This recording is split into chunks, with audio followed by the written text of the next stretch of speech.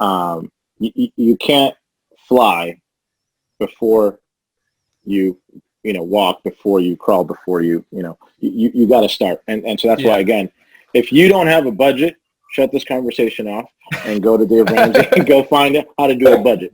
Because that's the first step. You need to be able to have a plan for it. Because if you go into I think it's step 5 at that point, where you're investing and you're still in debt and you don't have a budget, and you're spending, you're living on more than you make. Yeah. You're putting the cart before the horse, and you're going to get in trouble that way, because you're going to have this money out there that needs to work for you first before you could put it to work. Yeah. Because then you're going to be chained down.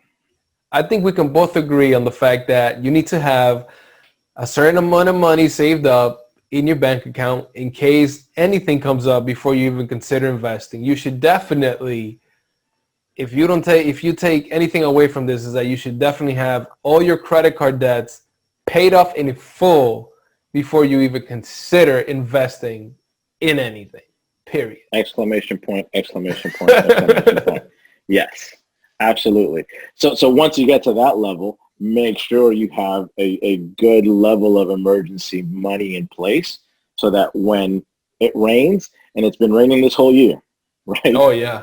So when it rains, it doesn't pour because you have a bucket and you have something to sustain you. So definitely have that safety net. Dave Ramsey says 3 to 6 months. At this point, I think this has scared us into 6 to 10 months, right? So make sure we have some cushion. Once you have that in place, now pay attention. Once you have that in place, then we can go into the investment in the stock market or whatever.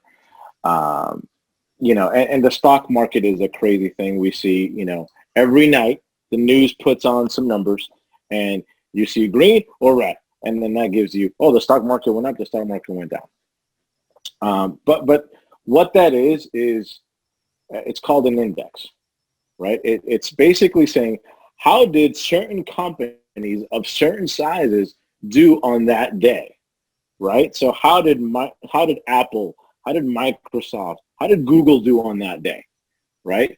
So if these companies were to completely go bankrupt, how would the world look like? So that's why those companies are super important, right? That's the stock market, because those super mega companies are what are defining our lifestyle, if you think about it, right? And with the services and the goods that they provide and the products they provide, we're using them heavily. That's why they're such a huge multi-billion-dollar companies.